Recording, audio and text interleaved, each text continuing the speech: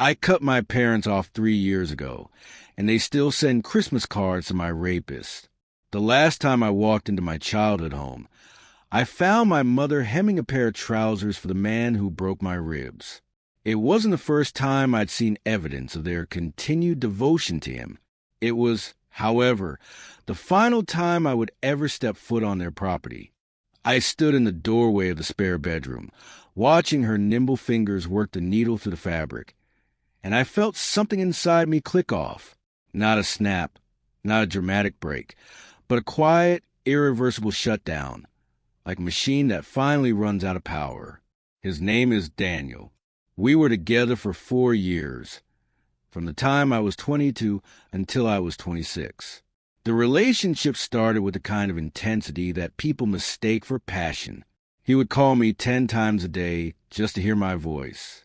He would drive 2 hours to bring me soup when I had a cold. He told me on our third date that he'd never met anyone like me, that I was the one, that his chaotic life finally made sense with me in it. My parents, particularly my mother, adored him. My father, a quiet man who rarely expressed strong opinions, shook his hand firmly and said, "It's about time she found a serious one." I was a high school history teacher back then, fresh out of my master's program, still living in a small apartment I could barely afford. Daniel was a contractor, 6'4", with callous hands and a smile that could disarm a room. He had a daughter from a previous relationship, a sweet girl named Lily who was 5 when we met. Her mother had moved to another state when Lily was a toddler and had minimal contact. Daniel had primary custody, which meant I became a stepmother figure almost overnight. My mother, who had been heartbroken that I showed no interest in having children of my own, latched onto Lily with a fervor that was almost unsettling. She bought her a bed for the spare room, filled a drawer with toys and clothes, and started referring to her as our little blessing within months. Every holiday, every school break, Lily was at my parents' house. My mother would take her to get her nails done, bake cookies with her, and post photos of them together on Facebook with captions like "Grandma's Girl." At first, I was grateful. I was exhausted from teaching and trying to navigate being a step-parent, and having my parents so involved felt like a village. But the cracks in Daniel's facade began to show during that first year. It started with comments. He didn't like the way I dressed for work. Skirts were too short, blouses were too low-cut, even when they were completely professional. He didn't like me going out with my colleagues after school for happy hour. "You're a mother figure now," he'd say, his jaw tight. "You need to act like it." When I tried to push back, he'd apologize, cry, tell me he was just scared of losing me because his ex had left him, because he wasn't good enough, because he was broken. And I, with my endless supply of empathy and my background in education, where I was trained to see the best in struggling children, believed him. By the second year, the control had escalated. He would check my mileage on my car. He would go through my phone while I was asleep. If I came home 10 minutes late from the grocery store, he would sit in the dark living room, not speaking, forcing me to plead for an explanation. The first time he shoved me, it was against the kitchen counter. I had asked him why he'd yelled at Lily for spilling juice. He said I was undermining his authority. He said I was making him look like the bad guy. He pushed me so hard that I hit the edge of the counter and bruised my hip. I told myself it was an accident, that he just had a temper, that he didn't mean it. The worst incident happened in the summer of the 3rd year. I had been offered a week-long professional development seminar in another city. It was a huge opportunity for my career, and my principal had handpicked me. Daniel was furious. He said I was abandoning him and Lily. He said I was selfish. The night before I was supposed to leave, he cornered me in the bathroom. I don't remember the exact words that were exchanged, but I remember the sound my head made when it hit the tile wall. I remember him pulling me up by my hair and telling me to stop being dramatic. I remember the 3 cracked ribs I discovered the next morning when I tried to get out of bed. I didn't go to the seminar. I didn't go to the hospital. I was too ashamed. Instead, I called my mother and told her I had the flu. She told me to have Daniel make me some tea. The end came a few months later, not because of the violence, but because of Lily. She was 8 by then, and one afternoon she drew a picture at school. It was of a house with 2 figures inside. One was labeled Daddy, and the other was labeled Daddy's angry face. The school counselor called me. They were concerned. That was the moment the fog lifted. I could accept being broken for myself, but I couldn't accept being complicit in breaking a child. I ended things while my parents were at our apartment, watching Lily. Daniel screamed. He called me every name imaginable. And then, in front of my mother and father, he delivered his final blow. He looked at them, tears streaming down his face, and said, "I know I have a temper, but you have to understand, she withheld intimacy for months.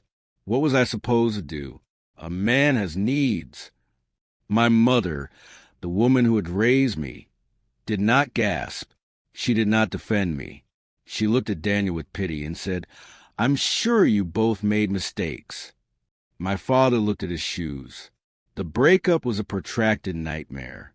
We co-owned the house we had bought together, a small bungalow that I had poured my savings into. Daniel threatened to make the process impossible. I agreed, out of guilt and exhaustion, to let him stay in the house for 3 months while I moved into a friend's spare room, because he claimed he had nowhere else to go. I paid the mortgage on a house I wasn't living in. During those 3 months, he changed the locks. He sent me threatening texts. He showed up at my school and demanded to talk to me in the parking lot. My principal had to call the police. The police were the ones who finally got him out. They served him with a restraining order after he left 19 voicemails in one night, each one alternating between sobbing apologies and graphic descriptions of what he would do if he found me with another man. After that, I went no contact. I blocked his number, his social media, everything. I entered therapy. I started EMDR treatment for the trauma. I lost 30 pounds from stress. I couldn't sleep in a dark room for a year. I transferred to a different school district to avoid running into his construction crew at local job sites. I rebuilt my life from the ground up, brick by excruciating brick. But my parents did not. Within weeks of the restraining order, my mother had invited Daniel and Lily over for dinner. I found out through a cousin who saw the photos on my mother's phone. When I confronted her, she said Lily was heartbroken. She needed stability. Daniel is the only father she has. I wasn't going to punish that little girl for mistakes that happened between you two. Mistakes. I remember my voice cracking. He broke my ribs, Mom. He left bruises on my throat. The police were involved. She waved her hand dismissively. That's your version. Daniel says you were unstable. You were always so sensitive. And he's been going to anger management. People can change. You need to let go of the past. I didn't speak to her for 6 months after that, but my father would call me, his voice weary, saying things like, "You know how your mother is. She doesn't mean any harm. She just loves that little girl." And I, desperate for some semblance of family, would relent. I would come for Christmas, for Easter, for the occasional Sunday dinner, bracing myself for what I would find. Every time it was something new. A framed photo of Daniel and Lily on the mantle, next to my high school graduation photo. Daniel's favorite beer in the fridge. Lily's artwork covering the refrigerator, with notes from my mother in the margins about how proud she was of her grandbaby. My mother would talk about Daniel as if he were a son-in-law she was still close with, telling me about his new job, his new truck, his new girlfriend. She would show me pictures of Lily's dance recitals and birthday parties. Events I was never told about, events where my ex was present in my parents' home, sitting at the table where I had sat as a child. The breaking point came on Christmas Eve 3 years ago. I had flown in from across the country. I had moved to the Pacific Northwest to put as much physical distance between myself and the memories as possible. I was 32 by then, in a healthy relationship with a man named Theo who was kind and steady and who knew my entire history and never once made me feel like damaged goods. Theo had offered to come with me, but I declined. I thought, foolishly, that this Christmas would be different. I thought that maybe my father had finally talked some sense into my mother. I walked into the living room, and there it was, a large, framed portrait of Daniel, Lily, and my parents, taken at a professional photography studio. They were all wearing matching sweaters. It was displayed on the side table next to the couch, the place of honor. I stood there, my coat still on, my gift bag dangling from my fingers, and I stared at it. My mother came out of the kitchen, wiping her hands on her apron. "Oh, good, you're here? Lily is so excited to see you. She's in the backyard with your father." I didn't say anything about the photo. I had learned that saying something only led to a fight where I was labeled as bitter and unforgiving. I put my gift bag down and walked into the backyard. Lily was 9 then, a tall, lanky girl with Daniel's eyes. She ran up to me and hugged me, and I hugged her back because none of this was her fault. I love that child. I still do. Dinner was a tense affair. My mother talked at length about Daniel's new promotion. My father carved the ham in silence. Lily chattered about her school play. I pushed food around my plate, my stomach in knots. Then, as we were clearing the plates, my mother dropped the bomb. "So," she said, her voice light and casual, "Daniel and Amanda are coming over for New Year's Eve. It'll be so nice to have a full house again." Amanda was his new girlfriend, the one he had been dating for about a year. I set down the plate I was holding. "Mom." She looked at me, her eyebrows raised. "What?" "You're inviting my abuser and his new girlfriend to your house for New Year's Eve." "I'm inviting Lily's father and his partner," she corrected, her tone hardening. "This is my home, Elena. I will invite who I want." He broke my ribs.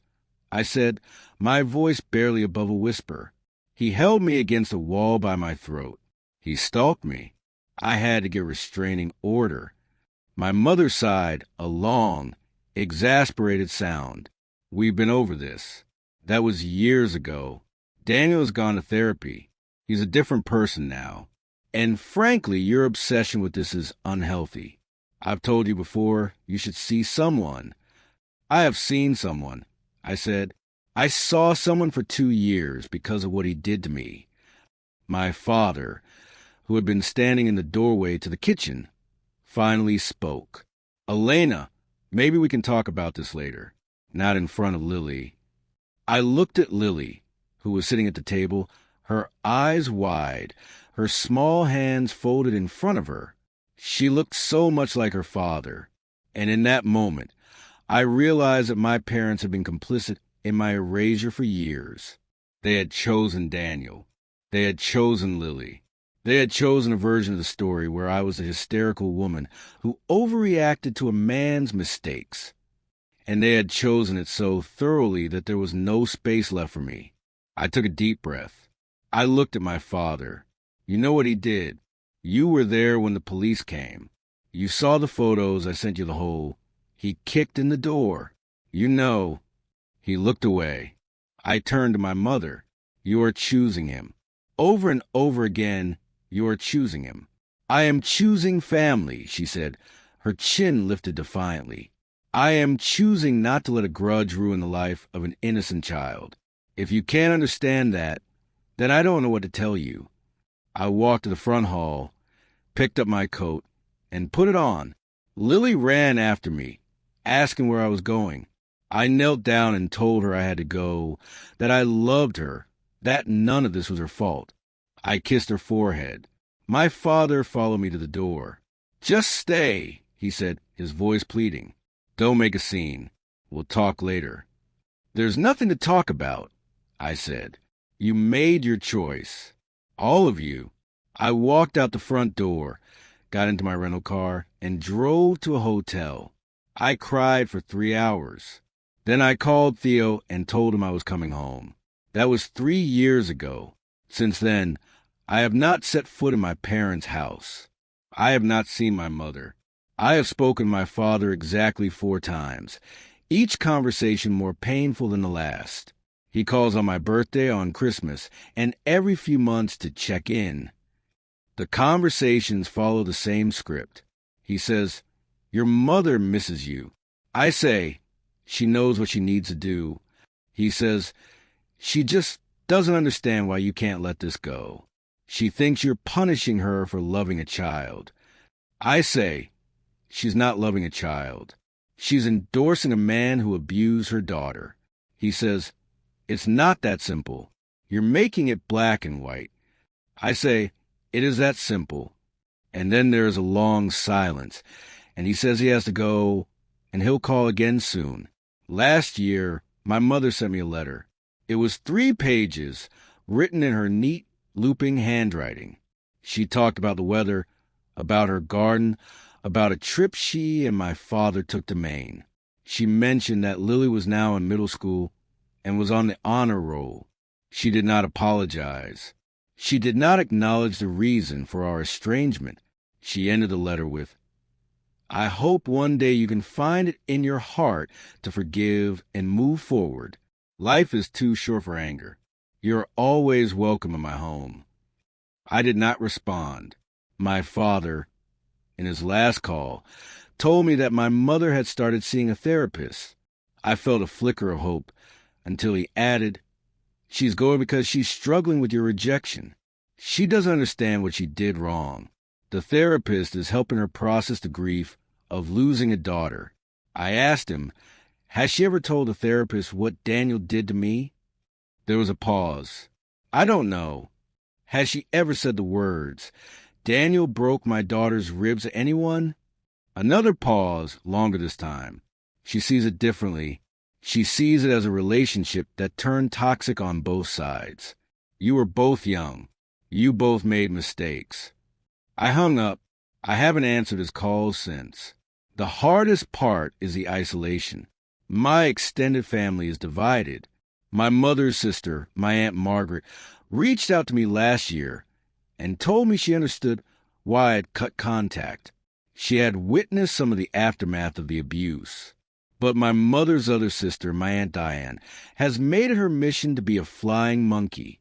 She sends me passive-aggressive texts about how I'm breaking my mother's heart, how my mother has been crying for 3 years, how I'm going to regret this when they're gone.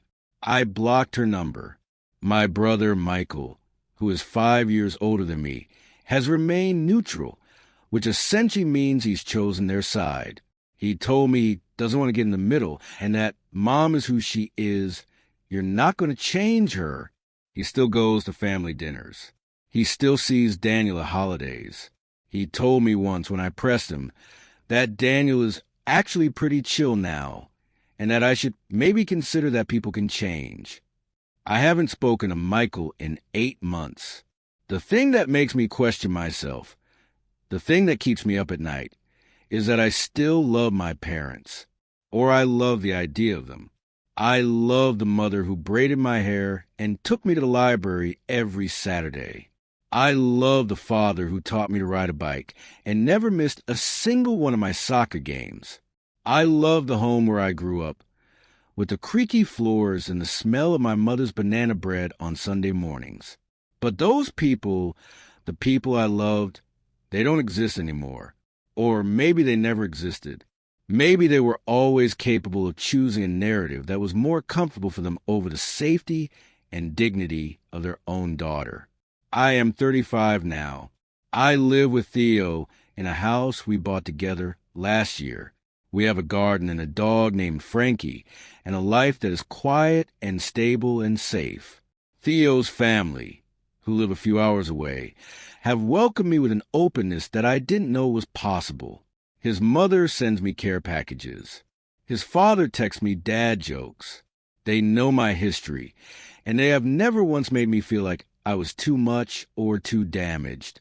They are the kind of family I thought only existed in movies. but the grief is still there. It's not a sharp pain anymore. It's a dull ache that I carry with me. It surfaces at unexpected times. When I see a mother and daughter laughing together at a cafe, when I smell banana bread, when I think about my future and wonder if I'll ever have the courage to have children of my own, knowing that my children will never know their grandparents.